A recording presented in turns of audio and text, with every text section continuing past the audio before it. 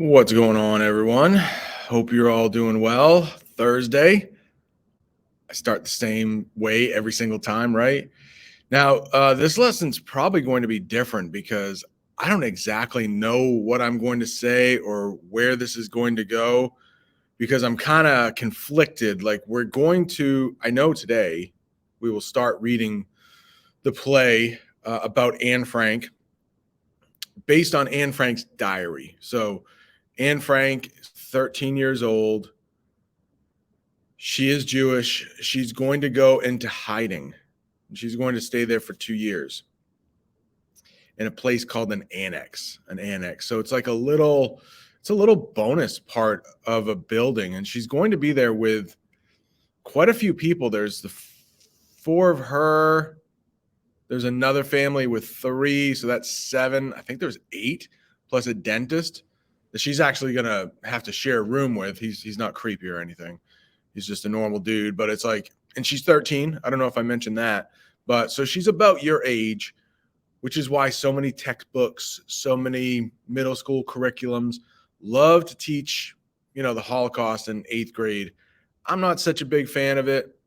I hope we've handled it, as well as we should. I don't, you got exposure to just horrible things on the internet as much as you want. Probably you can find pretty much anything you want there, but for you to actually get it in a middle school classroom at 13 or 14 or whatever, I'm not a big fan of that. So I've tried to dance around some of the more like gruesome, nasty issues because it's just awful. The Holocaust is awful. And unfortunately, Anne Frank is going to meet, a demise that's just as awful in the gas chambers. And she wasn't famous at the time. She became famous after her death. I don't know if we'll get to it in the play, but it's really early on. Like her dad survived, tons of spoilers. Okay. That's part of what makes starting the play so difficult is that the action is told through flashback. I think because the playwrights, it's what we call people who write the play. I think that's because the playwrights would have known, like, the audience would probably know the ending. So they start with that, like Anne Frank's dad, Otto, receiving the diary that she had been writing. And today we're going to watch a little bit of an interview with Otto Frank from 1976. So remember, this whole thing ends in about 45 or so. And Anne Frank's dad is going to come back from the concentration camps, surviving, finding out, his other three family members that, they're dead, his wife, two daughters.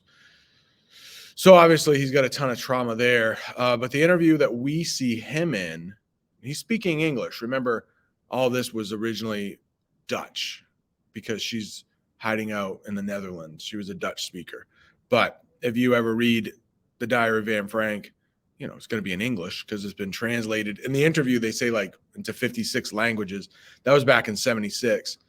So, this is tough. I'm kind of rambling. I'm trying to get everything in without going too quickly.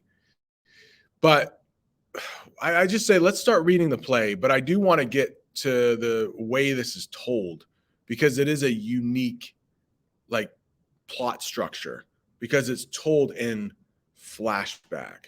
And I'm going to have a couple examples of movies. I hope you've seen them, but you probably haven't.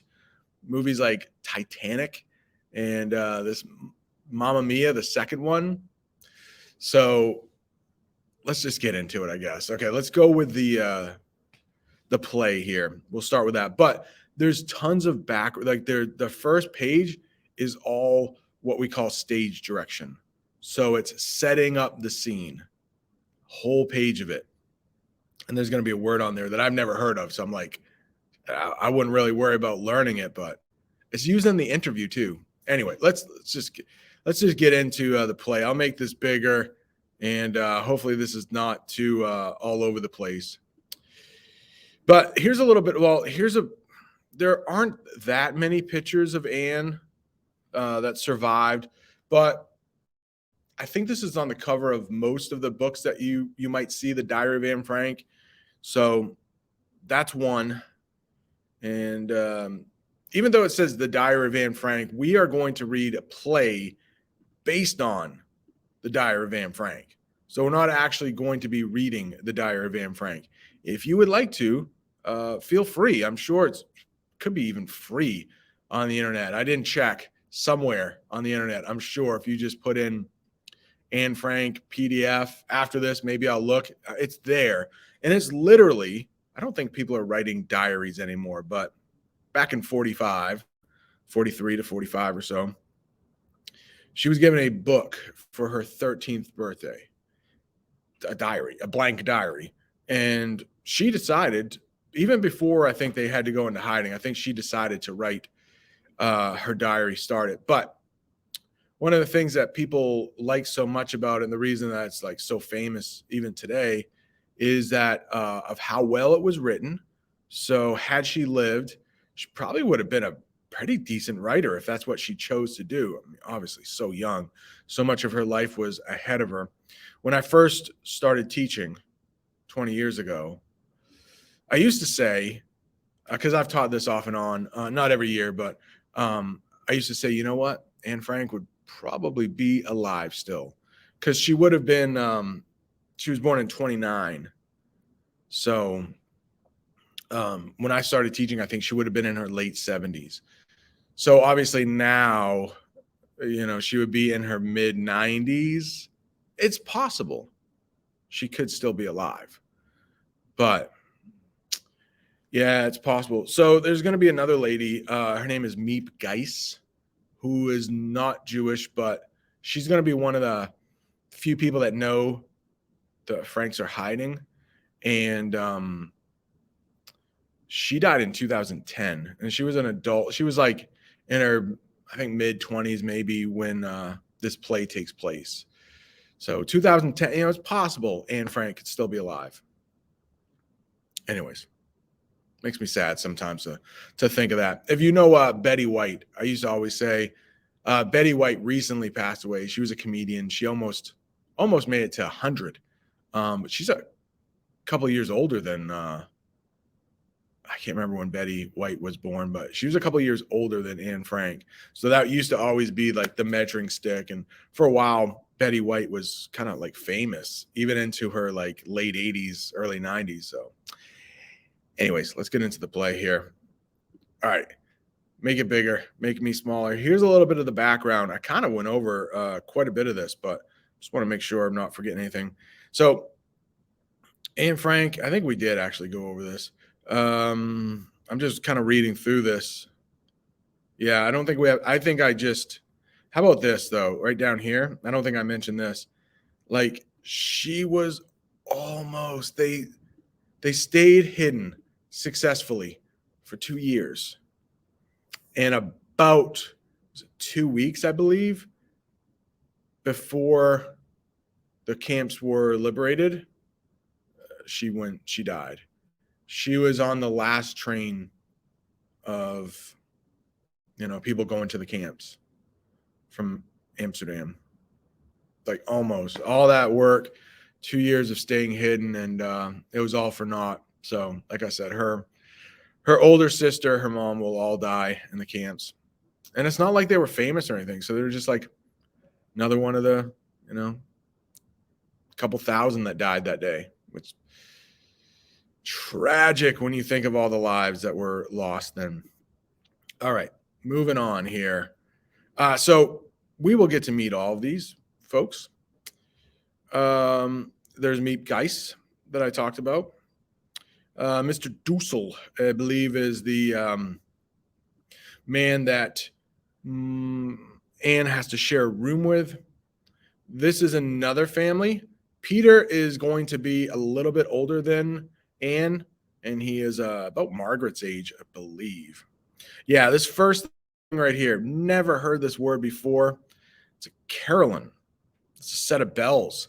I can share this with you. Like, again, don't worry about knowing this word. I've never seen it in my 47 years, but here it is. Carillon. Carillon. So a set of bells. I usually just hear them, a set of bells.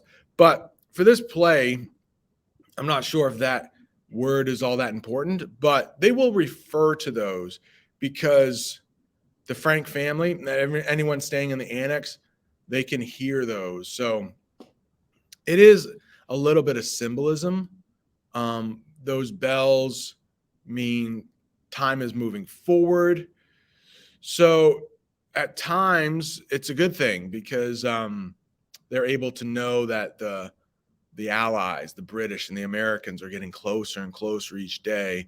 But at the same time for them in the ad, they're 2 years talking. So sometimes they're a symbol of like doom. Sometimes they're a symbol of freedom. All right, back to this. It's getting better. StreamYard, the people that I stream with, it's getting better, but not exactly easy to go back and forth from each page.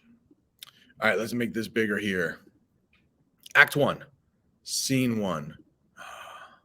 Maybe one thing we should talk about. Usually plays are divided into, it could be like 3 acts, 5 acts. In high school, you will read some Shakespeare. All of Shakespeare's plays are divided into 5 acts, and then the scenes are the smaller parts. It's usually when there's a different setting. That's what changes a scene. So acts are the big things. Scenes are the smaller ones. One act could have several scenes. There's no set number for scenes, but usually it's either 3 acts or 5 acts, more or less. And I think we're only reading 2 acts of Anne Frank. All right, make it bigger. Here we go. This is all stage direction. Setting the scene here. The scene remains the same throughout the play. It is the top floor of a warehouse, an office building in Amsterdam, Holland. Now, I have heard from my Dutch. Now, that's weird. That's weird. Let's talk about the country of Holland for a second, which is weird. The people that I know from Holland say the Netherlands. They prefer that, the Netherlands. But the people from the Netherlands are Dutch. That doesn't make any sense. So I usually say the Netherlands if I'm thinking about it. But they're here. Okay. The sharply peaked roof of the building is outlined against a sea of other rooftops, stretching away into the distance. Nearby is the belfry of a church tower. It's just like the top of it. The Warden Toren, so some kind of a Dutch name for that church there, whose carillon rings out the hours. Occasionally, faint sounds float up from below, the voices of children playing in the street, the tramp march of marching feet, a boat whistle from the canal. If you know anything about the city of Amsterdam, there are a lot of canals, little rivers throughout the city. They freeze in the winter. Sometimes you'll see people ice skating if it's cold enough on those rivers. A lot of houseboats in Amsterdam. Maybe we will get a quick scene of what Amsterdam looks like today, but beautiful city. All right. How are we doing here? We're at 13 minutes already. We're not going to finish this. All right. Let's read this next paragraph and maybe we will be done. So hopefully a lot of setting up for the play. Probably not as much as I wanted to get to, though, but I don't want this to go on too long because I know this can get super boring, I guess. If you just, once we get into the play, I think you'll like it. But 3 rooms at the top of the top floor and a small attic space above are exposed to our view. The largest of the rooms is in the center with 2 small rooms slightly raised on either side. On the right is a bathroom out of sight. A narrow, steep flight of stairs at the back leads up to the attic. The rooms are sparsely furnished, so not a lot of furniture there, with a few chairs, cots, a table or 2. The windows are painted over and covered with makeshift blackout curtains. Man, I love blackout curtains right there. Now, and like today, you'll hear blackout curtains, and that just is meant to keep the sunlight out. But here, if you look on this side note, it's a little bit different. Those dark curtains were to conceal all lights. So if the German bombers came by and they're looking for a target and they see some light, they didn't care. World War II didn't care about civilians, whatever. It might be a munitions plant. It might be a house full of families, you know, indiscriminate bombing. Didn't really care. Both sides. The Americans did it. Americans just firebombed parts of Japan. So it wasn't unique to the Germans. The Americans did it as well. All right.